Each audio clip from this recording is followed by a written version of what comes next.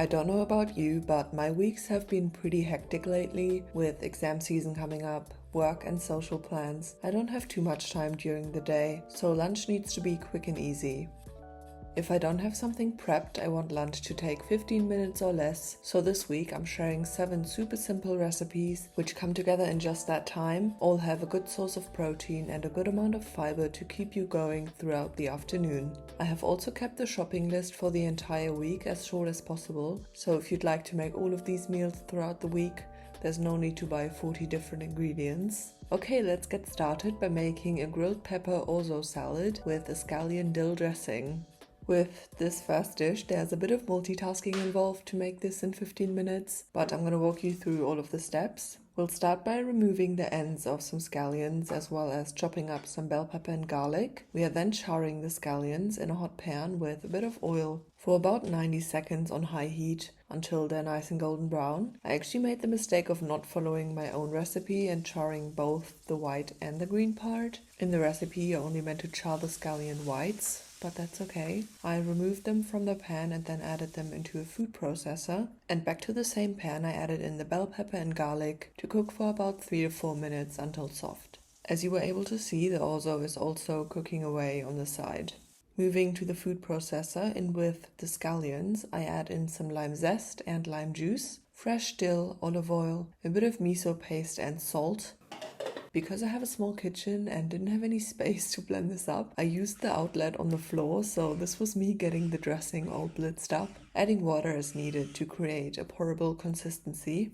At this point, the orzo should be done and we can assemble the pasta salad. So to a large mixing bowl, I add a handful of arugula, the cooked orzo, some edamame for protein, but you can use chickpeas or lentils or beans as well, the charred peppers and garlic, some fresh basil, and of course I pour over about half of that dressing, saving the other half to make another salad the next day. I give it a good mix using my tongs, which I am obsessed with at the moment. I checked the timer I had set and this took me 16 minutes including setting up the cameras and stuff like that, so I think that counts as a 15-minute meal. Yeah, this was a great pasta salad. Orzo is definitely a new pasta shape for me, but I definitely enjoyed this.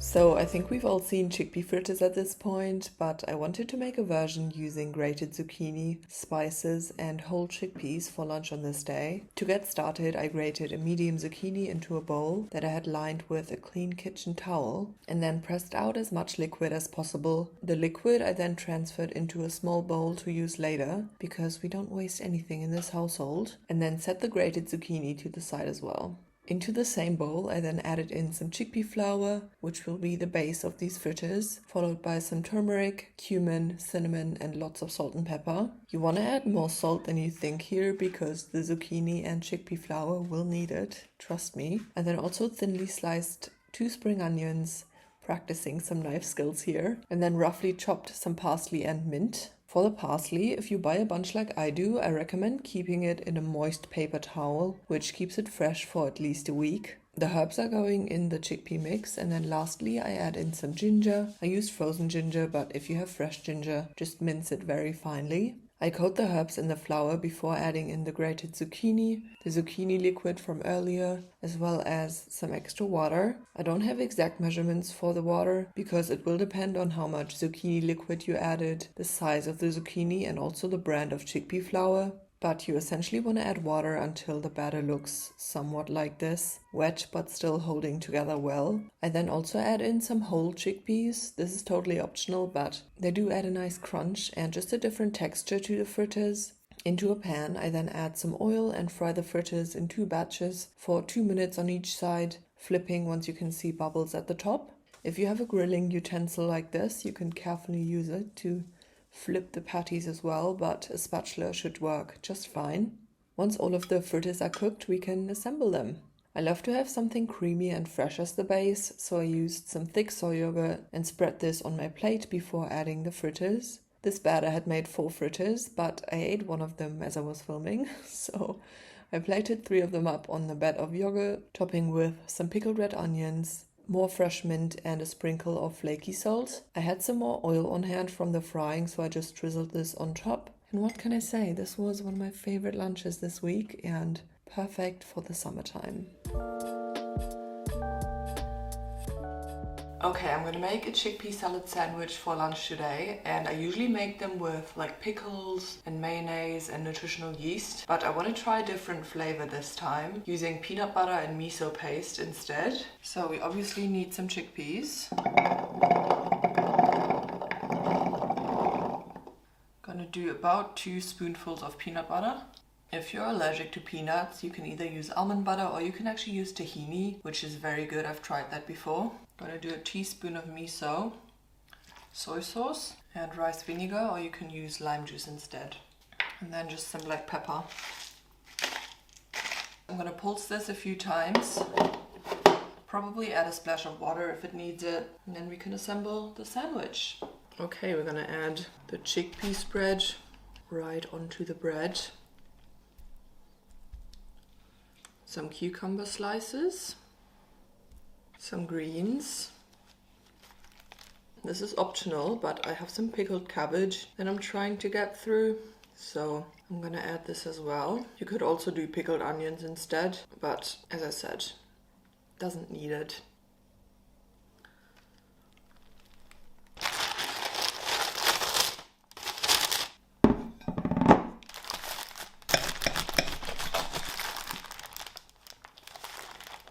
We're going to give the sandwich a taste. I am very excited.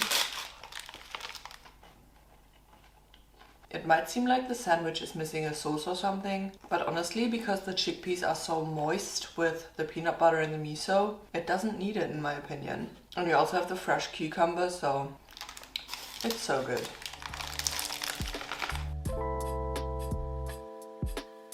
I posted a picture of this meal a couple of weeks ago on my stories, and so many people asked for the recipe, so I decided to make it again and film it this time because a tofu stir fry has become my go-to meal over the past few months. I do a variety of different sauces and veggies, but for this one we need bell pepper, radishes, scallions and garlic. I do all of my chopping ahead of time so that once the tofu is crispy, things are running smoothly and quickly.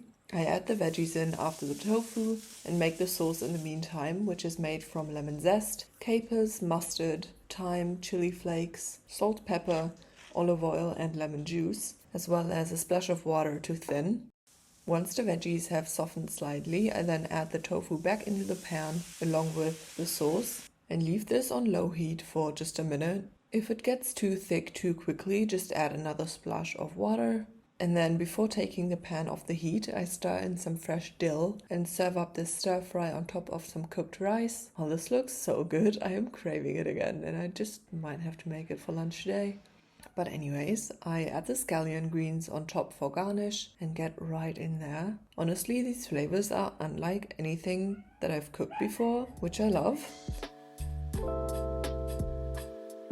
Moving on, I feel like wraps and flatbreads are a great lunch food all of the time, but especially in the summer, I find myself craving them quite a lot. The filling for these flatbreads is made with bell pepper, red onion and garlic, which I'm all cutting pretty thinly and then frying in a pan with some oil until slightly softened. While the veggies are cooking away on the stove, we can make the sauce with some yogurt, mine is soy-based, chopped parsley and dill, salt, pepper and a squeeze of lemon, and mix it together quickly until combined.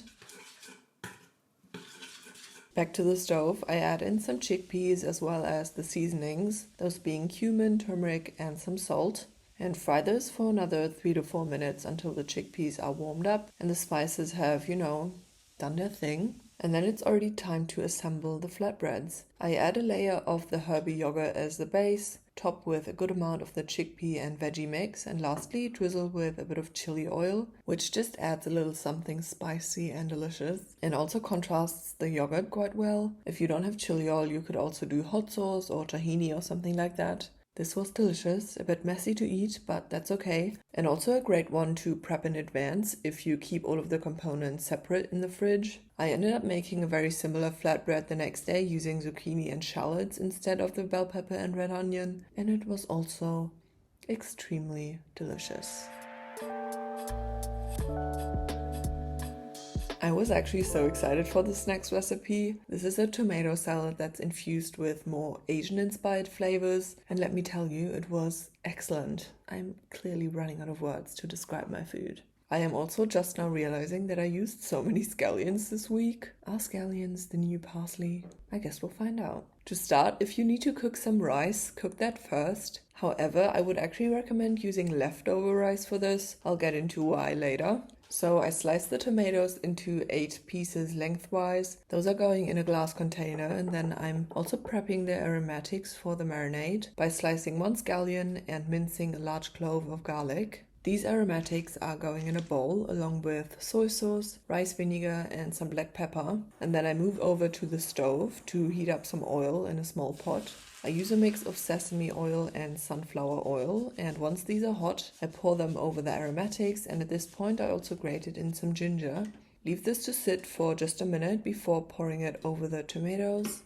Now, because this is a 15-minute meal video, I left them to sit for about 4 minutes in the marinade, which was delicious, but if you have more time or if you can prep these in the morning, the flavors will get even better, as with most things. So for serving, I had some leftover rice and would urge you to use leftover rice as well instead of freshly cooked rice. 1, because it's cold and this goes very well with the fresh flavors of the salad. And 2, because there is something about the texture of rice that's a day old that is unmatched. It is slightly firm and sticky, and it's just the perfect base for this dish. So on top of the rice go some edamame and the tomato salad, including the marinade and tomato juices from the container. My friend requested a bowl of this after seeing me eat it and said it was the best thing I have cooked for him this year, which I have to agree because it was the first thing I cooked for him this year, but especially considering how little effort this meal takes, it is so delicious and I would highly recommend you try it out. We have reached the last day of the week, so the last recipe, and we're making another pasta dish. This one's based off pasta al limone, which is essentially a simple pasta dish with lots of lemon zest, lemon juice, some garlic, parsley and a bit of chili. But I am going to add a few other ingredients to make it a bit more interesting. So let me show you what we need. So these are the main ingredients that we need today. Of course, we need some pasta. This is capellini, which cooks in only 4 minutes. We have some sun-dried tomatoes, some butter beans, some lemon, garlic and some parsley. Very simple ingredients, very simple dish. But you do want to make sure to have everything laid out before you start making the dish, because once you start making it, it comes together very quickly. So you just want to make sure that you have everything in its place. Let's get into it. So I'm going to start by prepping the garlic and the sun-dried tomatoes, just chopping these up roughly. And then I'm going to saute the garlic in the oil from the sun-dried tomatoes first. Add some lemon zest and the chili flakes. Of course, I'm going to cook my pasta alongside it. And then once the garlic is golden, I can add the pasta in there, as well as the butter beans, the parsley, some lemon juice and pasta water. And that is it. And then I just give it a final mix. Make sure to taste it for some more salt, and then we can plate it up.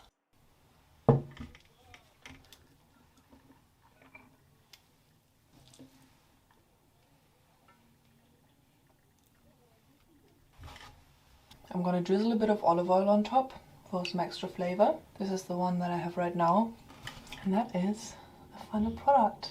Honestly, this is exactly how I like to eat. And I feel like this pasta once again shows that when you're using the right ingredients, you don't need much time or much energy to make delicious food. And that is what this video hopefully showed you today. Cheers! Feel free to let me know how you liked it, and I will see you very soon.